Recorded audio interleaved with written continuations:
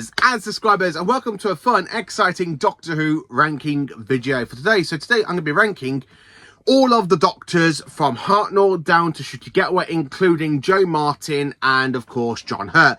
Now, it's been a while since I last did a Doctor Who ranking the Doctors video, but I've had a few new subscribers since that last video, and they've all been messaging me if I can do a video for them of me ranking all of the Doctors, even though I sent them every single one that I do every year, because normally I do a big video each year going through how I rank each of the Doctors, and they're like, oh, can you do us an up-to-date one? Can you do us an up-to-date one? Well, some of my opinions haven't actually changed. I mean, you can probably guess which Doctors haven't changed, but yeah, a lot of Doctors haven't actually changed in this list and how I rank them, but I feel like, yeah, you know what, you're going to hate me, and I do honestly feel like you all want to exterminate me at the end of the video, because your favourite Doctor might be my least favourite Doctor, or it might be in halfway towards the end of the least Doctors, but unfortunately your favourite Doctor isn't my favourite Doctor, so we all have our own different opinions and stuff, and this is my opinion on how I rank all of the Doctors. So if your opinion is a little bit different, or if your favourite Doctor is in my top 5, I do 100% apologise, because it's how I feel about how I rank these Doctors, because some Doctors I love, some Doctors I just don't connect with, and I'm sorry to say that. So let's get into it. 17th place, the 10th Doctor, played by David Tennant from 2005 to 2010. Yeah, I'm not a big 10th Doctor fan. I mean, I like Series 4. Series 4 is definitely the best series of the 10th Doctor's era. But the 10th Doctor has a lot of lovey-dovey moments. Yes, I'm not a fan of lovey-dovey stuff. I don't like the Doctor going around falling in love with a human, because he's supposed to be a highborn Gallifreyan or something else by now, aka Space Jesus. And he falls in love with Rose. Then, of course, you got the kind of awkward situation with Martha, where Martha kind of has a crush on him, and he's like, oh, Martha, I'm not over Rose, you know. That is just like, fuck, like, ugh. Yeah, I'm not a big 10th Doctor fan, but he has got some really good episodes in this run, specifically Series 2. It's only got about 4 or 5 episodes I do personally enjoy, which is basically not a lot from that series. Series 3, I like the second half of Series 3, where Series 4 is definitely my favourite 10th Doctor series, and one of the specials is my favourite. But yeah, I kind of can't say for more than that. I'm not a big 10th Doctor fan. I'm sorry to all you 10th Doctor lovers out there, but 10 isn't actually one of my Doctors. Sorry, he is my least favourite. Nothing to do with David Tennant, because David Tennant is a little bit higher in this list. Number 16, we have the 13th Doctor, Jodie Whittaker, from 2017 to 2022. And again, the 13th Doctor is very much like the same level as the 10th Doctor for me, but she has no lovey-dovey moments, apart from the whole bit with Yaz falling in love with the Doctor. Yeah, I'm not too fond of that one, but the reason the 13th Doctor is one higher than 10 is because she does have some good Doctorish moments out there. I mean, where she's been all techno-babble, and she's literally doing, like, making her own sonic screwdriver in the first episode. And then you have the whole bit of the Doctor and the Master's conflict between Sacha Dhawan and Jodie Whittaker. That is another great thing about what I love from that story. She doesn't have many Doctor moments, but she's got some good moments in there. And I'm sorry to say it, but she really does have some good moments. But yeah, the 13th Doctor for me, I mean, I'm currently enjoying her run from Big Finish. I mean, I've literally just finished listening to her 4th story, which a review is coming out later in the week for that one. But yeah, I still enjoy 13 more than 10, and I'm sorry to say that. Number 15, the Fugitive Doctor, played by Jo Martin. Now, you're probably going, why have I put the Fugitive Doctor over 13? Well, I enjoy Ruth Bradley's version. She reminds me a little bit of Pertwee in a way. And if she's a pre-Hartnell Doctor, then definitely Pertwee must have a little bit of stuff from her Doctor, because she does fight a Jejune and rip out the Jejune horn. Now, the Fugitive Doctor, I kind of wanted more from her. And I really mean that. I mean, I wanted more from this secret incarnation, because when you got a great actress like Jo Martin playing a Doctor, and she's really doing it a lot better than Jodie, in my opinion. I prefer her over Jodie. And I just kind of wanted more. And I'm sorry to say that. I really, really, really wanted more from the Fugitive Doctor, I have to admit. Number 14, the 14th Doctor, David Tennant, from 2022 to 2023. Yes, I like 14 more than 10. And I'm sorry to say that. I really enjoyed 14 more than 10. 10, sorry, 14 is a lot darker. He's got some great moments there. And of course, he's carrying the weight from the previous 3 incarnations since he was last 10. I mean, if you think about it, you've got the whole Pandorica, the Doctor's death, Trenzalore. Then, of course, you got everything that Capaldi went through, basically, with Missy and the Cybermen, the Convention Dial and the Time Lords at Hal Bent. Then, of course, basically, having 2 incarnations of the Master and 3 versions of the Cybermen. And then, of course, everything the 13th Doctor went through with the Flux. 14's really better, and I do enjoy David Tennant's performance as 14, and I kind of wanted more from 14. I really did want him more from 14, because he's absolutely brilliant, and I do enjoy it. Number 13, we have the War Doctor, played by John Hurt. Now, John Hurt's in this list is because thank you to a very good subscriber, Alex Clodder, for sending me the other two box sets I needed for John Hurt. And now I've got all of John Hurt's, and I'm currently just finishing the end of his first box set. And again, I really enjoy John Hurt's his version of the War Doctor, because the War Doctor is the Doctor fighting in the Time War. He's going around seeing all this conflict against the Daleks and the Time Lords, and he's doing it so well, and he's fighting in the Time War, and he's not even calling himself the Doctor. John Hurt is really great, and I do enjoy John Hurt. I wish we had some more scenes with him from Day of the Doctor, or have him come back before he passed away in 2017. I wanted more. And that's the way. I prefer him over Joe Martin, I have to admit, because he's a lot better than Joe Martin, because it's John flipping Hurt. He's a good actor. I'd like him in a lot of stuff, like in Harry Potter, where he plays the wand maker, the person that sells the wands in not Diagon Alley. You know what I mean about. But yeah, I really liked him in Harry Potter. He was the voice of the dragon in Merlin, which is another great TV show, by the way. So I really enjoyed John Hurt's performance as the War Doctor. Number 12, the 15th Doctor, played by Ncuti Gatwa. Now, you're probably going, why is Ncuti in 12th place? Because I enjoyed the 15th Doctor. Yes, he's got some really bad moments and stuff. Yes, his era's kind of much of a little bit of a mess. It's like timeline-wise and stuff. The way him and Ruby are supposed to be best friends, and we don't really see that after 1 episode or 2 episodes. But I do enjoy 15 because he's such great. He reminds me a little bit of Troughton in Lynx, a little bit of Tom Baker with the grin because he smiles a lot, and so did Tom in his run. So yeah, he reminds me so much of like Troughton and Tom, and it's really great. And when you have Dark Ncuti, when he does the dark moments, like when he's talking to Conrad about him dying alone in prison, and of course torturing Kit for the holographic because he was going to kill 3 trillion people. He goes, how about if I do this 3 trillion times? Ncuti was absolutely good as the Doctor. I think he's gone a little bit too soon. I want more from his Doctor. It's unfortunately, Ncuti's gone, but at least we had him. At least we had the fantastic 15th Doctor, I have to admit. Number 12, we have the 11th Doctor, played by Matt Smith. Yes, I enjoy Matt Smith's performance as the 11th Doctor. He reminds me of Troughton in a way, and I mean he reminds me so much of Patrick Troughton. Series 5 is my favourite series of his because it's so different from his version in Series 6 and 7 Part 1, and Series 7B is really good as well, and of course they're the Doctor and Time of the Doctor. So I really do enjoy Matt Smith's performance. He does the dark moments really, really well again, like when he's talking to Madame Kafarian and he goes, today is not a good day to find out why I have so many. Like that. And of course, you've got some other great moments in there, like in... Oh, there's just so many great moments in it, especially when he's talking to... I can't remember the actual villain's name. You know, the big fish people, and he goes, I'm a Time Lord, you're a great big fish. You know, it's really great in that line as well. Matt Smith gives us such a great performance. So I do enjoy the 11th Doctor. Some people will put him a little bit higher, but I can't because I just enjoy other Doctors over Matt, and I'm sorry to say that. Number 10. The 5th Doctor, played by Peter Davison. Yes. I know people normally put Davison a lot lower in the list because he's kind of like a different type of Doctor from the rest of the classic series. But Davison, I absolutely enjoy because he had the hardest job. Him and Patrick Troughton had the 2 hardest jobs because he had to take over from Tom Baker. How are you going to be an actor that's been in the role for 7 years?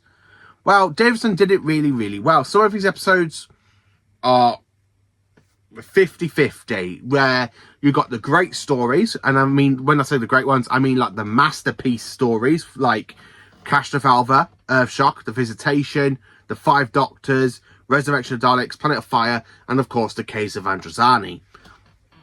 Which again is just so many great stories. Those 7 are, and they are masterpieces. Where you got some stories where they're kind of like in the A tier or B tier. There's only 2 that's in the E tier for me because they're not as great as they could have been, which is basically Kinder and and I'm going to say this, Warriors of the Deep, because they're definitely E tier for me, but I still enjoy them. Like, I absolutely love all of classic Doctor Who, and I do enjoy Peter Davison's performance as well, because he's really great. I absolutely love the 5th Doctor. Number 9, the 1st Doctor, played by William Hartnell. Yes, I enjoy the 1st Doctor over the 5th Doctor. I mean, it's a lot darker. I mean, his attitude, he does kind of grow over the course of his 3.5 seasons. Because he does 2 stories in season 4. He does grow. I mean, I absolutely love that line from the template where he's there talking about the summer. He goes, emotions, love, pride, hate, fear. Do you have no emotions, my dear sir? Or when he says goodbye to Susan, one day I shall come back. Yes, I shall come back. Until then, there must be no regrets, no tears, no anxieties. Just go forward in all your beliefs and prove to me that I am not mistaken in mine. Goodbye, Susan.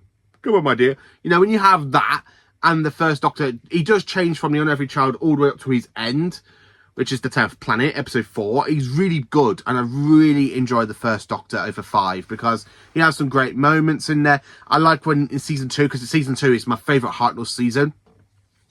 Like when he's there hiding inside the actual Dalek case, he goes, I have fought them all. I am the master. Like that, he does that laugh.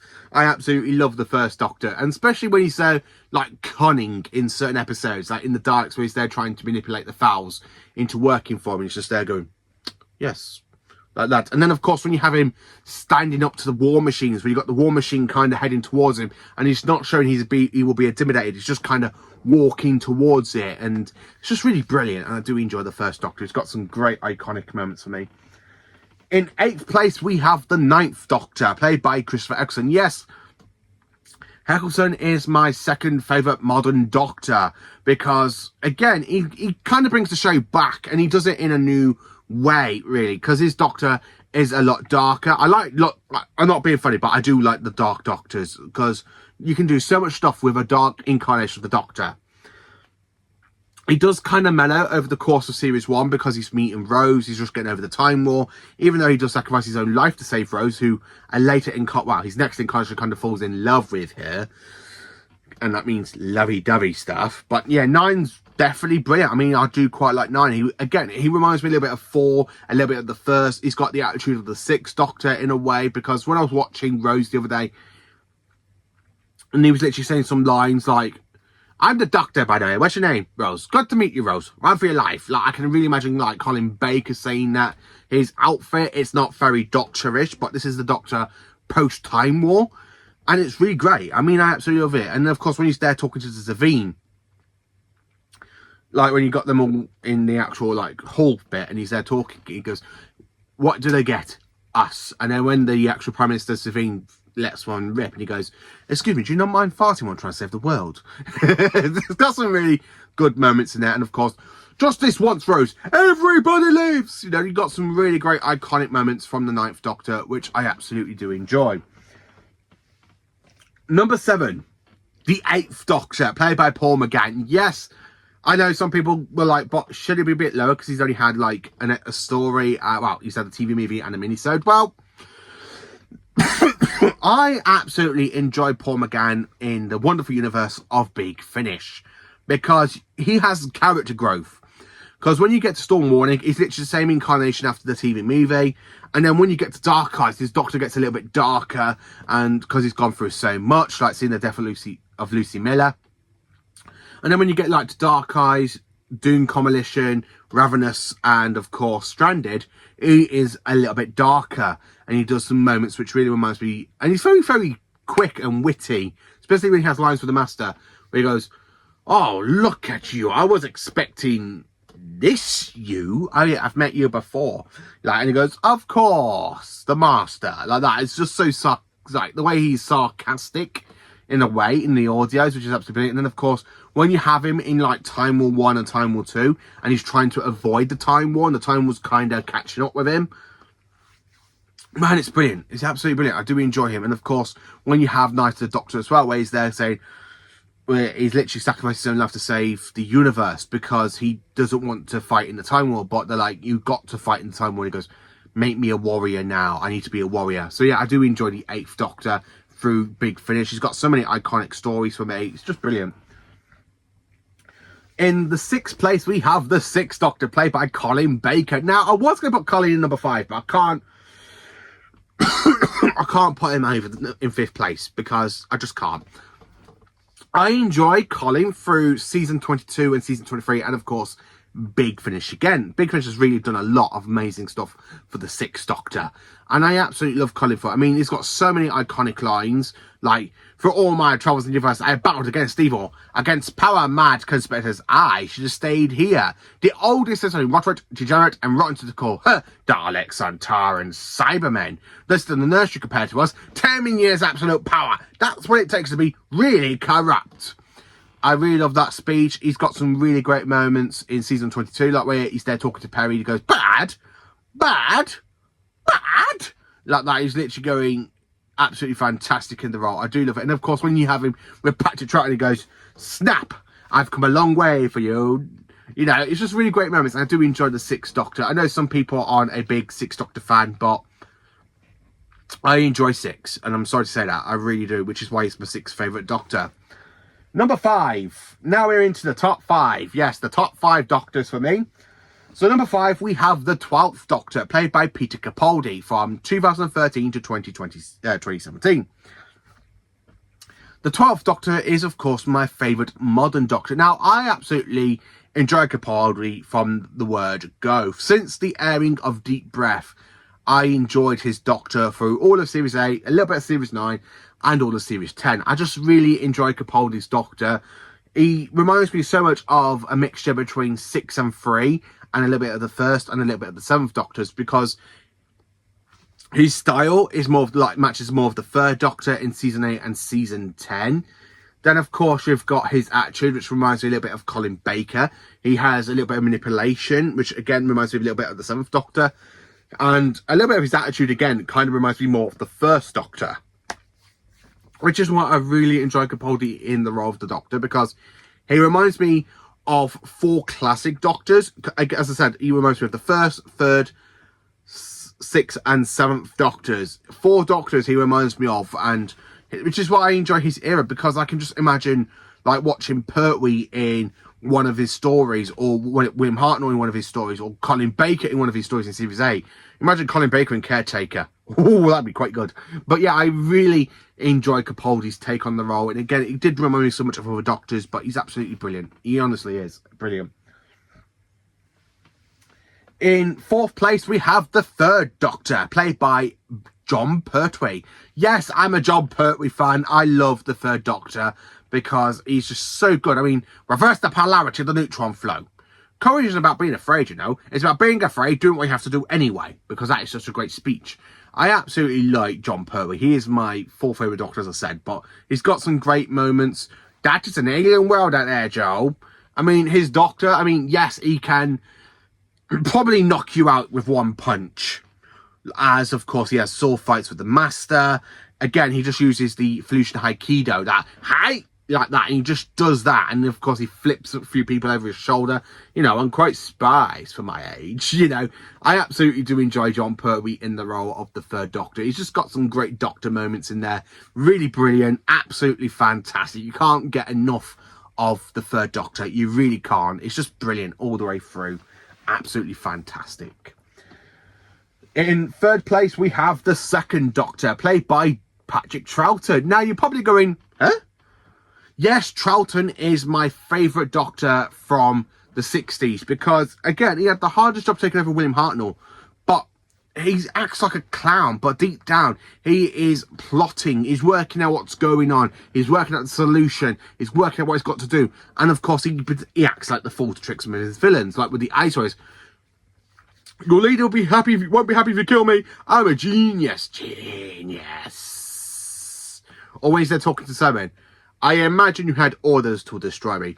You know, otherwise you must be destroyed.